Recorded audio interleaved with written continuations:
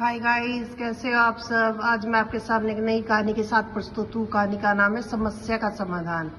किसी शहर में एक व्यक्ति था। वह हमेशा दुखी रहा करता था। उसे हमेशा ऐसा लगता था कि उसके दुखी व्यक्तित्व संसार में और कोई नहीं है। जब भी कोई उससे बात करता तो वह अपनी समस्याओं का बखान करने लगता। थोड़ी देर में साथ वाला व्यक्ति उठकर चला जाता। इस बात से तो वह और परेशान हो जाता कि उसकी बात कोई सुनने वाला नहीं है। तभी उसे पता चला कि शहर में कोई महात्मा आने वाले हैं जिनके पास सभी समस्याओं का समाधान है।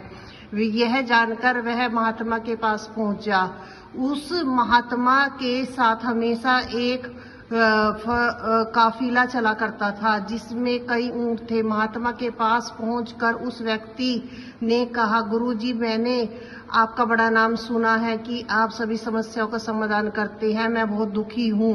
मेरे इर्द गिर्द हमेशा बहुत सारी समस्याएं रहती है। एक को सुलझाता हूँ तो दूसरी पैदा हो जाती है। मैं अपनी आप बीती किसी को सुनाता हूँ तो कोई सुनता ही नहीं।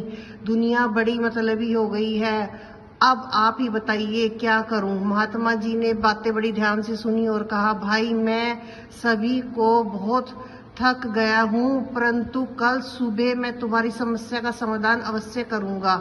इस बीच तुम मेरे एक काम कर दो। मेरे ऊंटों की देखभाल करने वाला आदमी बीमार है। आज रात तुम्हें इनकी देखभाल कर दो। जब सभी ऊंट बैठ जाए तुम सो जाना। मैं तुमसे कल सुबह बात करूंगा। अगले दिन महात्मा ने उस आदमी को बुलाया। उसकी आंखें लाल थी। महात्मा ने पूछा, तो बताओ कल रात कैसी नींद आई। व्यक्ति बोला, गुरुजी, मैं तो सारी रात भर सोया ही नहीं। आपने कहा था सभी ऊंट बैठ जाए तब सो जाना, पर ऐसा नहीं हुआ। जब भी कोशिश करके एक ऊंट को बिठाया दूसरा खड़ा हो जाता। सारे ऊंट बैठे ही नहीं, इसलिए मैं रात भर सो नहीं सका।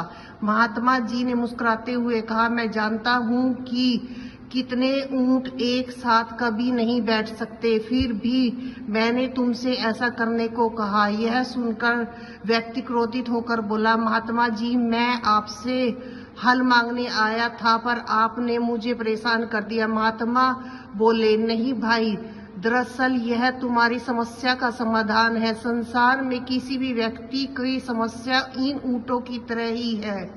एक खत्म होगी तो दूसरी खड़ी हो जाएगी। अंततः सभी समस्याओं के खत्म होने का इंतजार करोगे तो कभी भी चैन से नहीं जी पाओगे। समस्या तो जीवन का ही अंग है।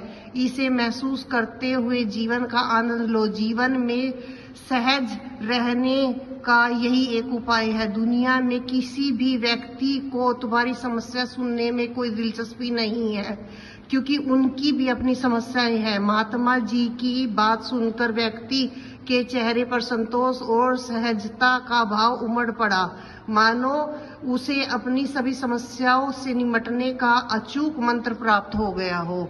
इसीलिए अपनी जीवन की समस्या को सरल तरीके से समझे और अपने जीवन को संतुष्ट तरीके से जिए। अगर मेरी कहानी आपको अच्छी लगी हो तो लाइक और सब्सक्राइब जरूर करें। जय श्री राम।